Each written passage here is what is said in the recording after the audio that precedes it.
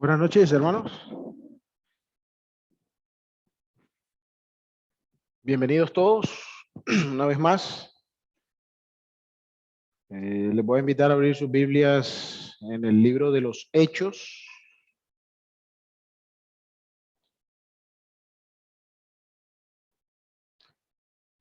Hechos capítulo 15.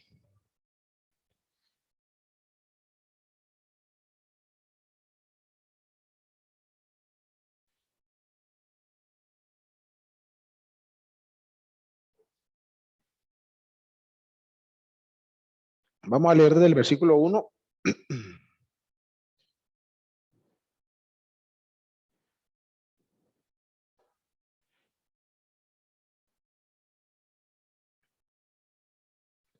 Hechos capítulo 15.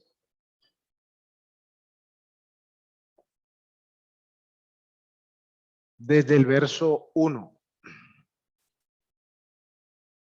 Dice: entonces algunos que venían de Judea enseñaban a los hermanos: si no os circuncidáis conforme al rito de Moisés, no podéis ser salvos.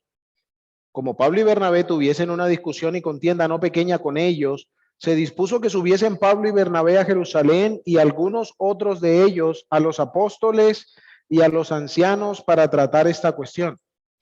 Ellos pues, habiendo sido encaminados por la iglesia, pasaron por Fenicia y Samaria contando la conversión de los gentiles y causaban gran gozo a todos los hermanos.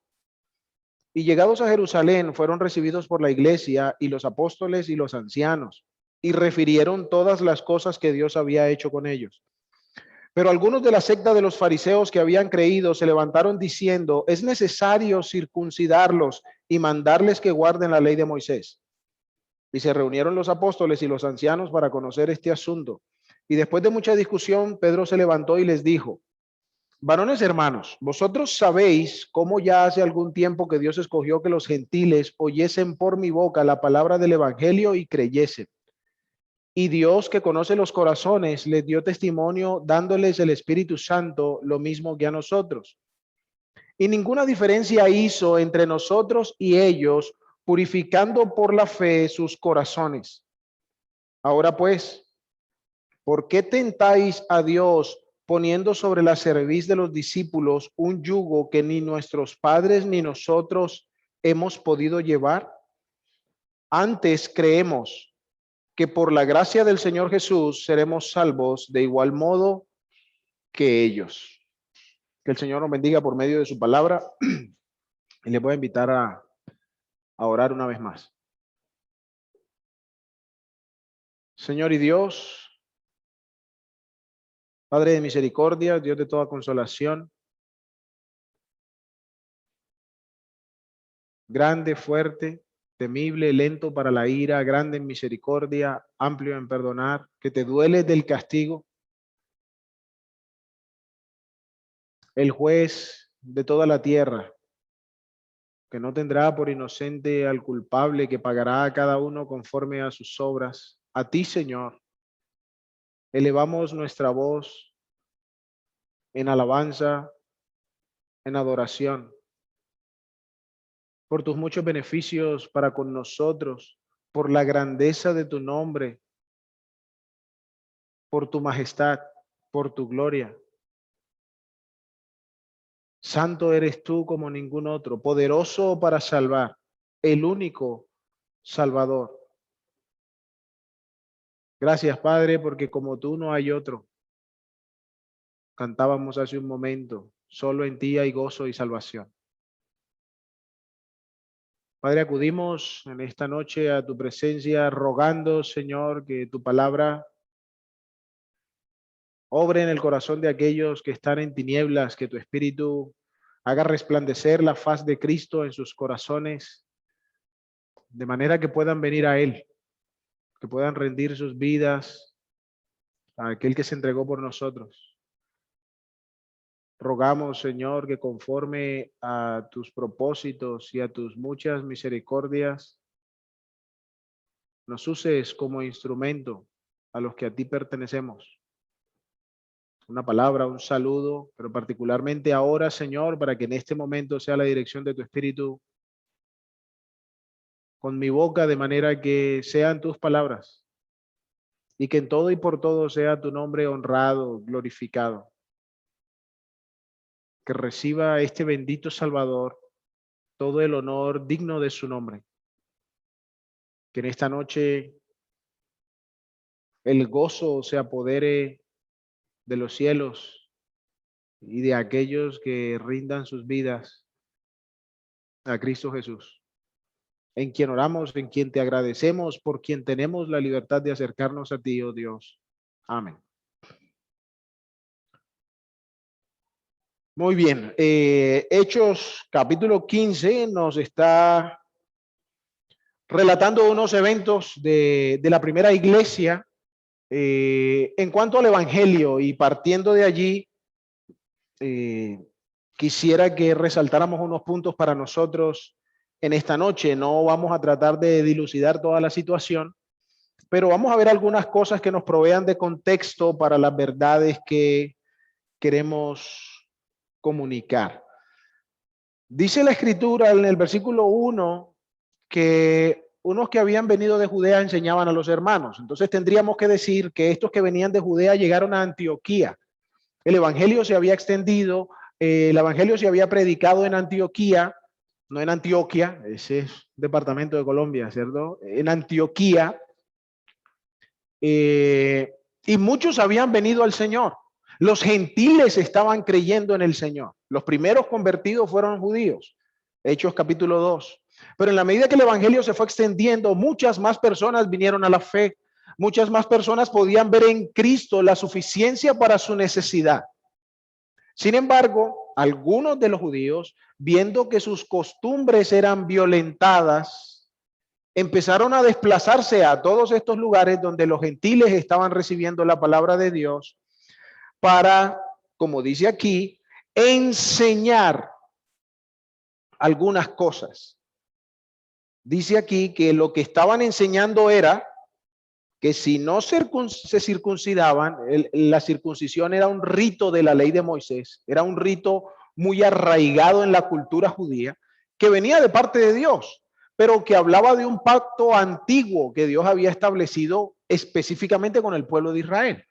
Pero ellos estaban tan aferrados a sus costumbres que empezaron a ir donde los gentiles, donde los que no eran judíos, pero que habían creído en Jesús, a decirles, ustedes se tienen que circuncidar también si es que quieren ¿qué? Si es que de verdad quieren ser salvos. O sea, la enseñanza, más que buscar imponer un rito, estaba condicionando la salvación que ellos habían recibido. ¿Sí me hago entender? Porque ellos están diciendo, bueno, sí, creyeron en Jesús, qué bueno, pero también necesitan aferrarse a la ley de Moisés. También necesitan practicar estas costumbres, de manera que dicen, si no, no podéis ser salvos. Entonces, lo que empezamos a ver aquí es que desde los comienzos mismos de la iglesia ha habido una tendencia natural en el hombre de corromper el evangelio de Cristo, de querer añadirle cosas, de querer acomodarlo, tergiversarlo, de no estar dispuesto a sacrificar sus costumbres, sino que al contrario, sea Dios quien tenga que ajustarse a nosotros. Es lo que encontramos aquí. Tanto que están añadiendo al mensaje algo algo bastante delicado. Es decir, ellos están diciendo, si no, no podéis. Es decir, ¿quién está estableciendo ahora la realidad de que alguien pueda o no ser salvo? El hombre. Ya no es el mensaje de Dios, sino que es el hombre quien está decidiendo cómo los demás van a ser salvos. ¿Me siguen hasta ahí o no? Entonces, así va la historia. Esto es lo que está pasando. Versículo siguiente. Vamos a tratar de entender primero y luego nos devolvemos a hacer unas lecciones. O los puntos que queremos resaltar. Luego dice el versículo 2 que Pablo y Bernabé tuvieron una discusión no pequeña. Eso es una figura literaria que básicamente quiere decir tuvieron tremenda discusión. ¿Sí, sí me explico? O sea, apocarlo es una manera de enfatizar lo grande que fue. Tuvieron una discusión no pequeña con ellos y se dispuso que Pablo y Bernabé fueran a Jerusalén a resolver el asunto. Lo segundo que queremos notar en el desarrollo de la historia es que para los apóstoles, para los creyentes, se hizo necesario que el evangelio no fuese confundido, ni que fuese confundido, ni que fuese confuso. ¿Sí notan la diferencia? O sea, que la gente no haga lo que quiera con el evangelio y que lo que se dice del evangelio sea esencialmente claro para todos. De tal tamaño fue la discusión que tuvieron que ir Pablo y Bernabé a donde los judíos, a Jerusalén, a resolver el asunto y a establecer con claridad en qué consistía el evangelio. No necesariamente porque Pablo y Bernabé tuviesen dudas acerca de ello, sino por causa de estos otros, versículo 1, que llegaron a decir un montón de cosas que no estaban ahí y Pablo y Bernabé no estaban dispuestos a ceder ante estas añadiduras para el evangelio. Entonces lo que vemos en el segundo versículo es la necesidad de la claridad del evangelio que se predica. Es importante para el que oye que el evangelio sea claro. Y en consecuencia, no es aceptable un evangelio diferente. No es aceptable un evangelio cambiado. No se puede compaginar o no va a haber beneficio si el evangelio es acomodado según la opinión del hombre. Ha de ser así como Dios lo ha entregado. Versículos 3 al 4 relatan que, bueno, salen de su lugar, llegan donde los hermanos los reciben, la iglesia, mejor dicho, cuando llegan hay un tumulto de gente, hay una cantidad de gente esperándolos, y llegan y todos los reciben. Y empiezan a contar todo lo que Dios había hecho. Bueno, ese versículo es importante para la historia como tal, pero no estamos ocupados de eso. Versículo 5 dice entonces, pero algunos de la secta de los fariseos, es decir, uno de estos compadres de aquellos que fueron a andar enseñando lo que no debían, o sea, unos de los que se quedaron, pero que pensaban lo mismo, enseguida se levantaron y aprovecharon la oportunidad. Es necesario circuncidarlos y mandarles que guarden la ley de Moisés. Es necesario, dicen. Recuerden las palabras del versículo 1. Si no circuncidáis, no podéis. O sea, palabras fuertes, ¿no? Ahora estos dicen, es necesario. Es decir, no puede ser de otra manera, sino guardando también la ley de Moisés. Entonces, lo que queremos ver aquí es tratar de establecer una comparación entre lo que los hombres estaban estimando necesario. ¿Qué es lo que para estos hombres era importante respecto a la salvación? ¿Y qué era lo más importante para ellos respecto a la salvación? Guardar la ley de Moisés, circuncidarse, aferrarse a los ritos de la religión judía. Eso es lo que es importante. Porque recuerden, volvemos al versículo 1, porque no importa si creyeron en Cristo. ¿Ven? No importa. Porque si no se circuncidan, no pueden ser salvos. Entonces, ¿qué están diciendo que es lo importante para ser salvos? ¿Cristo o los ritos?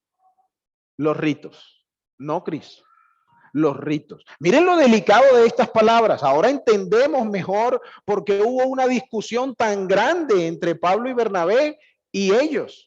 ¿Por qué se hizo necesario que vinieran a establecer con claridad cuál era el evangelio?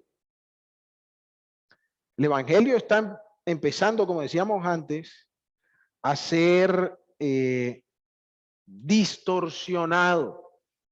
Entonces, hay un asunto entre lo que ellos dicen que es necesario y entre lo que Dios dice que es necesario. Y podríamos pensar rápidamente, leámoslo rápidamente en Lucas, un par de libros atrás. digamos, por hacer una comparación con las mismas palabras,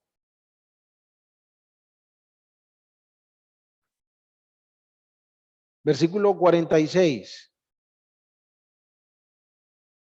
Perdón, 24, 46, qué pena, capítulo 24. Capítulo 24, versículo 46. Y les dijo, este es el Señor Jesucristo mismo hablando, y les dijo, así está escrito, ¿y qué cosa? Y así fue necesario. ¿Qué fue necesario? Que el Cristo padeciese, resucitase, ¿y qué más? Versículo 47. Y que se predicase. Era necesario que padeciese, resucitase y que se predicase en su nombre arrepentimiento y perdón de pecado. Eso es lo que es necesario. ¿Dónde dice aquí circuncidarse? ¿Dónde dice aquí cumplir los ritos de la ley de Moisés? ¿Dónde dice aquí hacerse como un judío? ¿Me siguen en el contraste? Mientras que los otros están diciendo qué es lo que es necesario. Que la gente se vuelva como nosotros. Que nosotros somos los importantes. Aquí nosotros somos los de calidad. Así que si la gente quiere ser salva, tiene que hacerse como nosotros. Aferrarse a la ley, cumplir los ritos, circuncidarse, etcétera, etcétera, etcétera. La comparativa entre lo que el hombre dice que es necesario y lo que Dios dice que es necesario. Versículo 6, se reunieron los apóstoles y los ancianos a discutir el tema. Versículo 7, aquí empiezan las conclusiones. Aquí se nos deja ver a dónde llegaron después de todo esto. Después de mucha discusión, Pedro se levantó y les dijo, varones hermanos, vosotros sabéis cómo ya hace algún tiempo que Dios escogió que los gentiles oyesen por mi boca la palabra del evangelio y creyesen. Entonces Pedro se levanta y empieza a establecer pruebas de qué es lo que Dios ha dicho al respecto, de cómo es que Dios está actuando para la salvación. Y establece por lo menos 3 cosas en el versículo. Lo primero que Pedro establece es la instrumentalidad del evangelio. Es decir, las personas son salvas porque escucharon ¿qué cosa? La palabra del evangelio. Pedro está diciendo lo que les llevó a entender la necesidad de la salvación y en consecuencia a responder a eso fue la palabra del evangelio. No haberse circuncidado, no cumplir los ritos de la ley, no estar llenos de tradiciones. Pedro, establece primeramente la instrumentalidad del evangelio. Es la única forma para lograr la salvación. Es el instrumento que Dios ha puesto para hacernos entender la necesidad de un Salvador. El evangelio. No hay rito, no hay práctica, no hay asunto de la cultura judía que estuviese ligado a esto. Dice, Dios decidió que ellos escucharan el evangelio y creyeran. No que escucharan el evangelio, se circuncidaran y creyeran. ¿Me siguen? Bien. La segunda cosa que resalta Pedro es que este evangelio es provisión de Dios. Es decir, así como los judíos querían aferrarse a la ley porque de Dios la habían recibido, Pedro está diciendo, este evangelio que estamos predicando no viene de nosotros. Ha sido entregado también por Dios. Esto que somos llamados a comunicar, esto con lo que Dios se ha servido de llamar a los gentiles para que crean en él, Dios mismo lo ha provisto. De manera que el evangelio, así como la ley, tenía una procedencia divina. Y en este caso, los judíos eran llamados a sentarse y meditar bien qué iban a hacer respecto a esta provisión divina. ¿Sí me explico? O sea, porque si su ley era tan valiosa por el hecho de que Dios se las había dado por medio de Moisés, bueno, ¿cómo iban a despreciar el evangelio si Dios mismo se los entregó? ¿Entienden a dónde quiero ir? O sea, necesitaban sentarse y recapacitar si esto que ellos estaban diciendo de verdad compaginaba con lo que Dios había dicho. La instrumentalidad del evangelio, el evangelio como provisión de Dios. Y lo tercero que Pedro nos está haciendo ver aquí es que la respuesta indispensable al evangelio es ¿qué? Creer. Es la fe. No hay otra manera de responder a la provisión de Dios y ser salvos, sino creer. Es decir, Pedro está dejando de lado cualquier obra que pudiesen hacer para lograr la salvación. ¿Sí comunico bien la idea o no? O sea, la respuesta al evangelio no es que hicieran cierta obra y se circuncidaran. No, la respuesta al evangelio es que crean en la provisión de Dios, en el Cristo que Dios comunica a través del evangelio. Mientras que la posición de los judaizantes es que para ser salvo hay que hacer una obra, hay que circuncidarse, hay que hacer algo al respecto. Pedro dice no. Lo que Dios ha dicho es que el evangelio es lo que llama a los hombres y los hombres creen en él. Los hombres deciden creer en el evangelio. Los hombres siendo expuestos por el Espíritu Santo frente a la luz de Cristo, entonces ahora tienen una decisión que tomar, no una acción que hacer,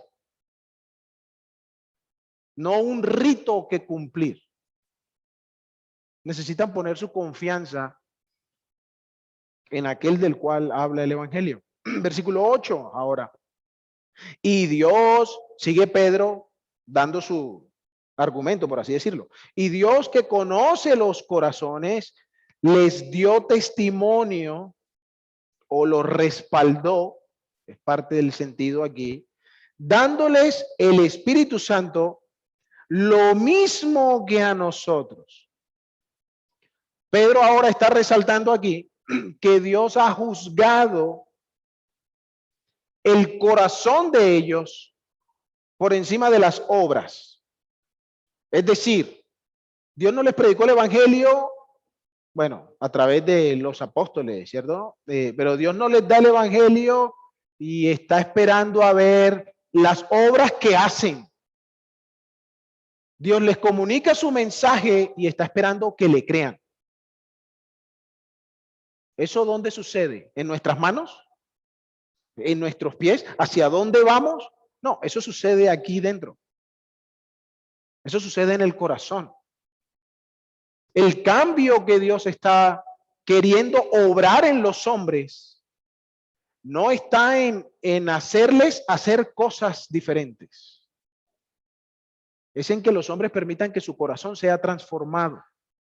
Dios está buscando la disposición del corazón, no una serie de actos y de rutinas y de prácticas religiosas.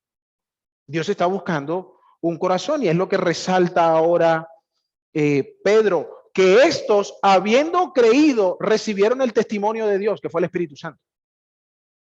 Y dice al final, lo mismo que a nosotros. Y Pedro está recordando Hechos, capítulo 2. Bueno, él no estaba recordando Hechos 2 porque Hechos no estaba escrito, pero él estaba recordando lo que nosotros leemos en Hechos, capítulo 2, cuando se cumplió la promesa del Señor, esperen y recibirán poder. Y vino el Espíritu Santo sobre ellos. El Señor no les dijo, vayan, hacen tales sacrificios y el Espíritu Santo va a venir. Él les dijo, esperen y recibirán poder. Y él dice, y así como vino sobre nosotros por obra de Dios, así sobre estos gentiles cuando creyeron también vino el Espíritu Santo. Independientemente de si se circuncidaron o no, de si iban a la sinagoga o no, de si cumplían una ley de Moisés o no. Creyeron y Dios dio testimonio que su fe era suficiente. Su fe fue suficiente para ser salvos. Versículo 9. Miren cómo reitera Pedro. Y ninguna diferencia hizo entre nosotros y ellos, purificando ¿cómo? Una vez más, la respuesta, la única respuesta requerida para el evangelio, la fe, purificando por la fe sus obras, sus ritos, su circuncisión. ¿Qué purificó el Señor? Sus corazones, sus corazones. Entonces, para los que tenían tradiciones, ritos, cultos, cualquier forma de bondad externa, Pedro está diciendo, ninguna de esas cosas les hizo más fácil la salvación o les hizo merecedores de la salvación. Si tenían ritos o no tenían ritos, aunque pudiese ser bueno, Pedro dice, eso no fue requisito para la salvación. Dios purificó por la fe sus corazones. ¿Y cómo comienza el versículo? El 9. O sea, lo mismo que nosotros, como terminó el anterior. O sea, Dios no hizo ninguna diferencia con nosotros. El hecho de que nosotros, en términos de Pedro, que era judío, el hecho de que nosotros hubiésemos tenido una ley, tampoco fue ningún mérito para la salvación. Nosotros fuimos salvos, dice Pedro. Nosotros los judíos, Hechos capítulo 2, fuimos salvos cuando pusimos nuestra fe en Cristo. No antes, no cuando nos circuncidamos, no cuando íbamos a la sinagoga, no cuando cumplíamos los ritos de la ley ceremonial. Nosotros fuimos salvos cuando pusimos nuestra fe en Jesús. Versículo 10. Ahora pues, ¿por qué tentáis a Dios poniendo sobre la cerviz de los discípulos un yugo que ni nuestros padres ni nosotros hemos podido llevar? Y Pedro termina resaltando la necedad de pretender cualquier artificio adicional para lograr la salvación. Es completamente necio, dice Pedro, que le impongamos a estos que hagan algo que nunca nadie ha podido hacer. La consecuencia sería, entonces, ¿cómo podríamos ser salvos? O sea, realmente, ¿quién podría ser salvo? Si la salvación termina dependiendo de nuestro cumplimiento de una ley que nunca hemos podido cumplir, entonces, ¿cómo vamos a ser salvos? Es una necedad pretender añadir a lo que Dios ha dicho y lo que Cristo ha hecho como provisión para el hombre. Esto es una imposición difícil, más bien imposible de llevar. Y noten el contraste con lo que ellos dijeron en el versículo 1. Si no circuncidáis, ¿no qué? No podéis. Y Pedro les está diciendo, nosotros tampoco vamos a poder.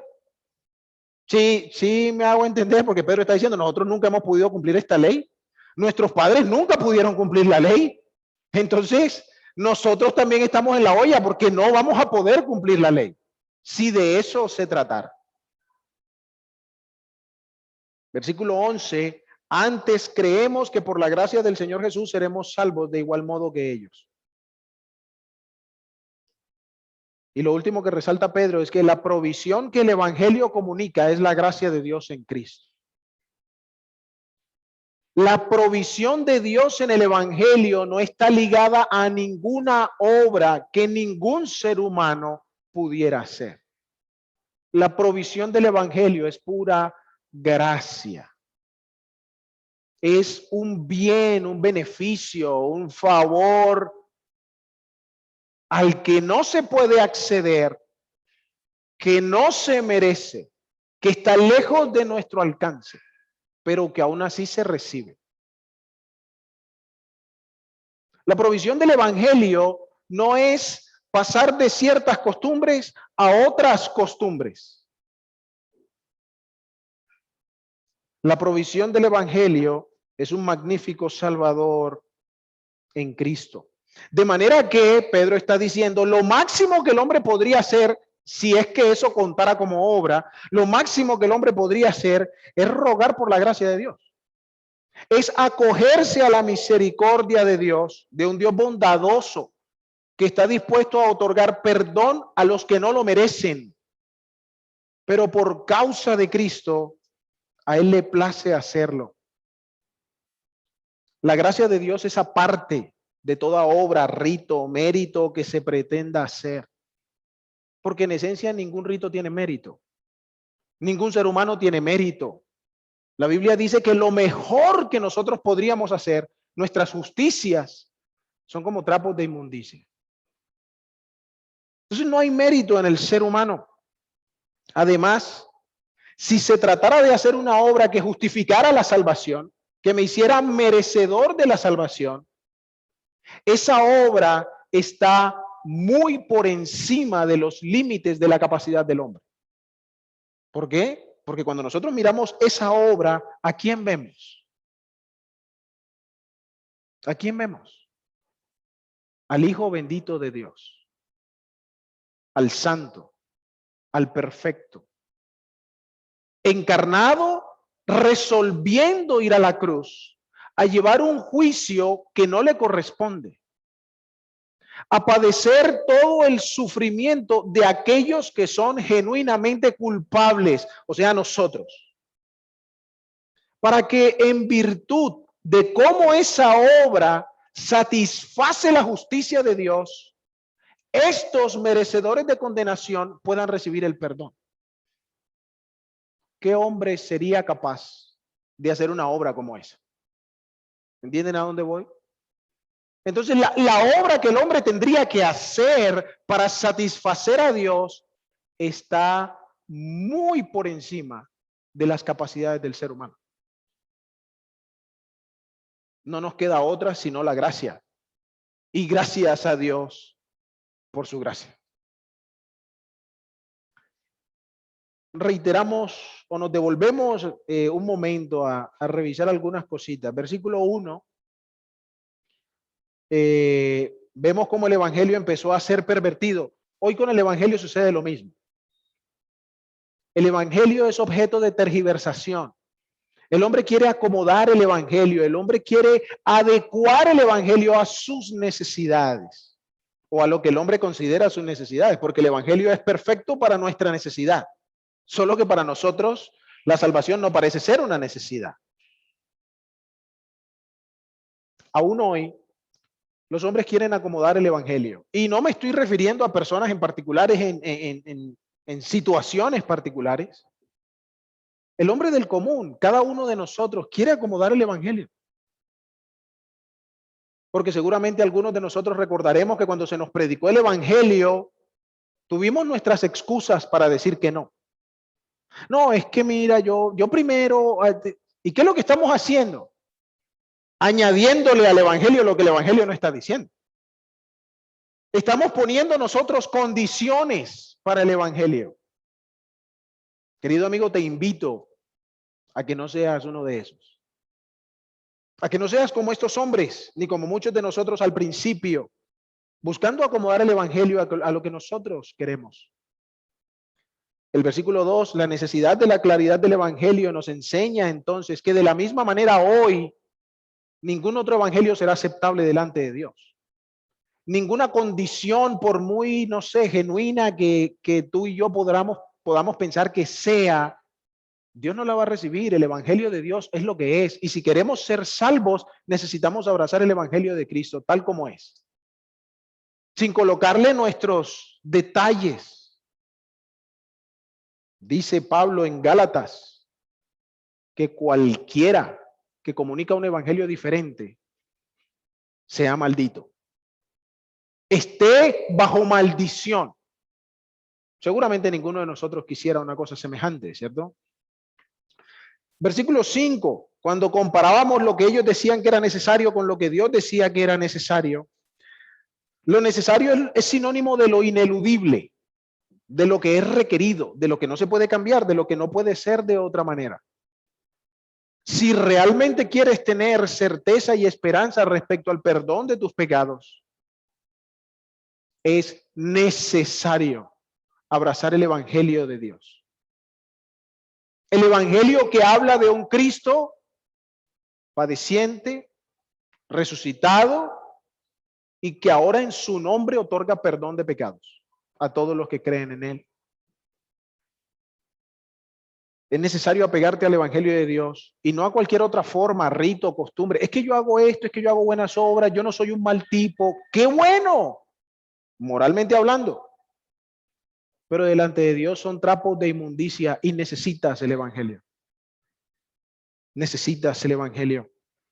Versículo 7, la instrumentalidad del evangelio, la única forma del evangelio. Las cosas no han cambiado. Ayer como hoy, no hay otra manera de ser salvos. Leía nuestro hermano ahorita. Mirad a mí, dice el Señor, y sed salvos todos los términos de la tierra. No hay otra forma de ser salvo. No hay otra provisión fuera del evangelio de Cristo. No hay otra provisión para ser salvo. Y no hay otra cosa que Dios esté esperando de ti, sino que creas en él. No está esperando que le traigas X cantidad de dinero. No está esperando que arregles tu vida. Paréntesis, no vas a poder. Pero no está esperando que arregles tu vida. Él está esperando que pongas tu confianza en él. Que rindas tu vida a él. Que reconozcas la bendita provisión que él ha hecho en Cristo. Versículo 8, hablamos de que Dios conoce los corazones. Bueno, de la misma manera, no hay obra que puedas presentar que logre la satisfacción de la justicia de Dios. Puedes repartir muchos mercados, puedes visitar a todos los enfermos, pero no hay obra que hagas que satisfaga la justicia de Dios. Repetimos, si hay una obra que habría que hacer, sería esa, satisfacer la justicia de Dios. Y ninguno puede. Ninguno puede. Dice la escritura en Proverbios, dame, hijo mío, tu corazón. Dice Romanos, porque con el corazón se cree para justicia, pero con la boca se confiesa para salvación. Entrega tu corazón a él. Versículo 9, Pedro dijo, no hizo ninguna diferencia entre ellos, purificando por la fe sus corazones. Las tradiciones, los ritos no eran motivo de confianza. No hay unos que están más cerca de Dios que otros. Todos están bajo el juicio de Dios. Están, bueno, algunos aquí estábamos, pero no éramos diferentes antes de venir a Cristo. No hay cosa que nos tuviera alguno. Es que yo nací en un hogar cristiano. Estoy más cerca de Dios que los que no nacieron en un hogar cristiano. ¿No? Es que yo llevo yendo a la iglesia 10 años. Yo me reúno. Yo no pelo una. Estoy más cerca de Dios. ¿No? Si el corazón no ha sido entregado a Cristo, nadie está más cerca de Dios. Por eso es que dice la escritura, Dios llama a todos los hombres en todo lugar a que se arrepientan. Es que no hay unos que necesiten menos. Todos los hombres necesitan la gracia de Dios. Dice Juan 3:16 que Dios amó de tal manera al mundo que dio a su hijo unigénito para que ¿qué? Para que todo aquel que cree no se pierda, mas tenga vida eterna. ¿Para qué habría él de amar a todo el mundo si todo el mundo no lo necesitara? Dice Timoteo 2 que hay un solo mediador entre Dios y los hombres, Jesucristo hombre. Versículo 10, hablando de que es imposible que el hombre lleve la carga de su salvación. Bueno, llevar la carga de una salvación que no puedes lograr es pretensión. Es querer decirle a Dios o lo que hiciste no es suficiente o no me interesa o yo puedo. Ninguna de las cosas que eso comunica te va a hacer lograr nada. ¿Y por qué pretender llevar la responsabilidad de una salvación que no podemos lograr. O sea, ¿de qué me sirve insistir en una pelea contra 100, esperando ganar, cuando todos sabemos que eso no va a pasar? Por muy bueno que uno sea peleando, no va a pasar. Versículo 11, antes creemos que por la gracia de Dios, no desprecies la gracia de Dios. La gracia de Dios está allí para ti hoy, como nuestro hermano nos recordaba ahorita en las Escrituras. El tiempo aceptable, el día de salvación es hoy. Y la gracia de Dios está llamándote para que recibas perdón y vida eterna. No confíes en ninguna obra, no confíes en ninguna persona que no sea Cristo. Y tampoco creas que puedes escapar de él. Porque a este Jesús crucificado y resucitado, decía nuestro hermano también ahorita, él será quien juzgará los pecados de los hombres un día. Y este que ahora ofrece perdón y vida eterna, un día será el juez que dicte sentencia sobre todos aquellos que le han rechazado. ¿En qué lugar te encontrarás tú? ¿Con los receptores de su gracia o con los receptores de su juicio? Padre bueno, gracias te damos, Señor, porque en ti hay perdón para que seas reverenciado, porque fuera de ti no hay quien salve. Gracias por la provisión que has hecho en Cristo. Gracias por el bendito evangelio que nos habla de él, padeciendo por nuestros pecados, llevando en él nuestro castigo, resucitado para nuestra justificación, como prueba que tu justicia fue satisfecha y como única provisión para nuestro perdón. Gracias porque muchos aquí podemos gozarnos de haber recibido esta salvación, pero rogamos que aquellos que aún están en tinieblas no jueguen con su eternidad, que puedan en plena confianza, con corazones arrepentidos, abrazar al bendito Salvador, Cristo Jesús. Que por la fe busquen de ti su perdón y entreguen sus corazones a aquel que hoy con amor les llama al arrepentimiento. Oh Señor, que no sean sorprendidos a las puertas de la condenación eterna sin esperanza. Que hoy, día aceptable de salvación, tiempo oportuno para la salvación, quieran recibirla de ti. Te alabamos y te bendecimos, porque eres tú quien tiene el poder para hacerlo. En el nombre precioso de tu Hijo amado Cristo Jesús. Amén. Que el Señor